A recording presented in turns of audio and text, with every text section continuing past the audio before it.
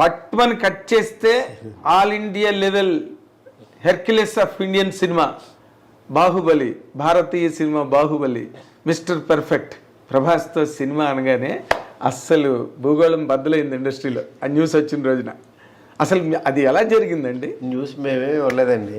మీరు ఇవ్వలేదు, సోషల్ మీడియాలో ఎవరు న్యూస్లు ఇవ్వకుండానే అది జనరేట్ అయిపోయింది. దాని గురించి ప్రత్యేకంగా పెట్టుకుందాం సార్. అంతేనా?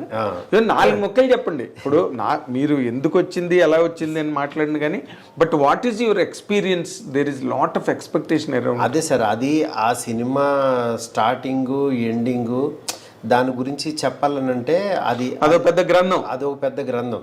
అది ఏంటంటే అది ఇంత సింపుల్ గా మాట్లాడే విషయం కాదు. నెక్స్ట్ దాని స్టార్ట్అప్ అలాగే ఉండాలి, దాని ఎండింగ్ అలాగే ఉండాలి. అదే అది చెప్పే విధానం గ్రాండియర్ ఉండాలి. గ్రాండియర్ ఇన్ ద సెన్స్ అంటే మీరే అంటున్నారు ఇవన్నీ ఇన్ని చేశారు, దీని తర్వాత స్పెక్టాక్యులర్ గా మీరు ఆ రేంజ్ లో చేస్తున్నారు. అల్టిమేట్ ప్రాజెక్ట్ కదా అది. ఇట్లాగా సరదాగా ఇలా జరిగిందండి అని అలా అనలేం. ఎందుకంటే దానికి ఆయన ఏమి నమ్మాడు, నాలో ఏం చూశాడు, మా ఇద్దరం కలిపి మేమేం ప్రపంచానికి చెప్పదలుచుకున్నాము, ఆయన ద్వారా నేనేం చెప్పదలుచుకున్నాను, ఇవన్నీ ఒక పెద్ద ఇది ఉంటుంది. అవునండి. దాన్ని యాక్చువల్గా డెఫినెట్గా ఏదైతే ఎక్స్పెక్ట్ చేస్తారో దానికి 1% ఎక్కువ ఇస్తాను తప్పించి 1% కూడా తగ్గించినని మాత్రం ప్రామిస్ చేస్తాను. Very nice. అది వెరీ నైస్. ఎందుకనంటే వేరే వాళ్ళకి ఆయన వాల్యూ ఎలా తెలుసో నాకు తెలుసు.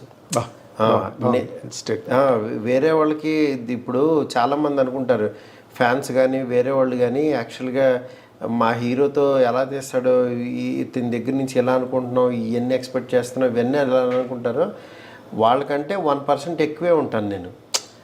అలా ఎక్కువ ఉంటేనే యాక్చువల్గా ఈ స్థాయిలో ఉండగలుగుతాను.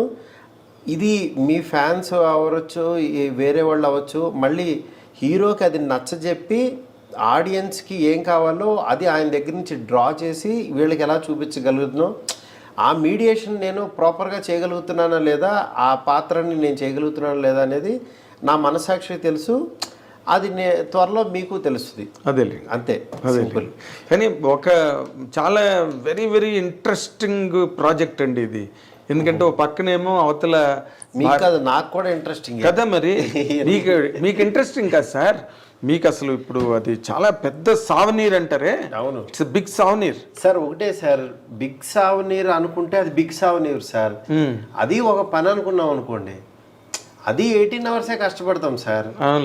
ఇప్పుడు సీఎం కైనా 24 అవర్సే, నార్మల్ వాడికైనా 24 అవర్సే. అమ్మ సీఎం సీట్లో కూర్చున్నా నాకు 4 గంటలు ఎక్స్ట్రా కావాలంటే ఏమి రావండి. కానీ మన వర్క్ని యాక్చువల్గా ఈ సీఎం పదవిని ఎలా ఇది చేస్తున్నాం, ఎలా టైం ఇస్తున్నాము, మెంటల్ పీస్ ఎలా గెయిన్ చేస్తున్నాం, మధ్య మధ్యలో బ్రీతింగ్ స్పేస్ ఎలా పెట్టుకుంటున్నాం, దేనికి ఇంపార్టెన్స్ ఇస్తున్నాం, దేనికి మన మాట అవ్వచ్చు, మన పని అవ్వచ్చు, దానికి వాల్యూ ఎంత ఇస్తున్నాం అనేది ఉంటుంది. వాల్యూ ఆఫ్ ద వర్క్ అంతే. ఇప్పుడు నేను ఆ ప్రాసెస్లో ఆ పొజిషన్లో కూర్చుని ఇప్పుడు దీనికి ఎంత టైం పెట్టాలి, ఇక్కడ ఎంత ఎఫర్ట్ పెట్టాలి, దీనికి ఎంత వాల్యూ ఇవ్వాలి అని చెప్పి అవి చూస్తున్నాను నేను. ఓకే, అంతే. Very nice. అంటే ఒకదానికి మాత్రం మేము ఐ డ్రీమ్ తరఫున మీకు థ్యాంక్స్ చెప్పాల్సిన, నేను నాగేంద్ర కుమార్ జర్నలిస్ట్గా కూడా నేను మీకు థ్యాంక్స్ చెప్పాలి. అదేంటంటే నార్మల్ మైండ్ సెట్స్ ఎట్లా ఉంటాయంటే, ప్రభాస్ రేంజ్ ప్రాజెక్ట్ చేస్తున్నప్పుడు వాళ్ళు అంత తొందరగా అసలు యాక్సెస్ అవ్వరు, మాట్లాడరు, ఏదో అసలు ఇంకా అల్టిమేట్ ప్రపంచాన్ని ఓపెన్ చేస్తున్నట్టుగా. కానీ మీరు అందుకే నేనేమో ఓపెన్ చేయలేదు, దాని గురించి ఏం చెప్పలేదు. బట్ యాక్చువల్గా నేనేంటంటే జనరల్ ఐడియా చెప్పాను మీకు అంతే. అవునండి, నేను దేనికి థ్యాంక్స్ చెప్తానంటే ఈ టైంలో కూడా మాకు టైం ఇచ్చి థ్యాంక్ యూ చక్కగా మీ ఎక్స్పీరియన్సెస్ అవన్నీ కూడా అంటే నాకు తెలిసి ఈ రోజు వరకు ఇంత విరివిగా, ఇంత వివిడ్గా అవును మీరు ఎక్కడ మాట్లాడలేదు. అవును, మీ ఆలోచనలు, మీ అభిప్రాయాలు ఇంతలా ఆవిష్కారం ఫాలో అప్ సార్.